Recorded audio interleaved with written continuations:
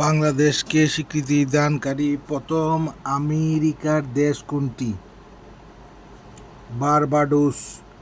বাংলাদেশকে স্বীকৃতি দানকারী প্রথম দক্ষিণ আমেরিকার দেশ কোনটি? ভেনেজুয়েলা। কত সালে সোভিয়েত ইউনিয়ন বা রাশিয়া বাংলাদেশকে স্বীকৃতি দান করে? 24 জানুয়ারি 1972। কত সালে ফ্রান্স বাংলাদেশকে স্বীকৃতি দান করে? 14 ডিসেম্বর 1972। কত সালে মার্কিন যুক্তরাষ্ট্র বাংলাদেশকে স্বীকৃতি দান করে?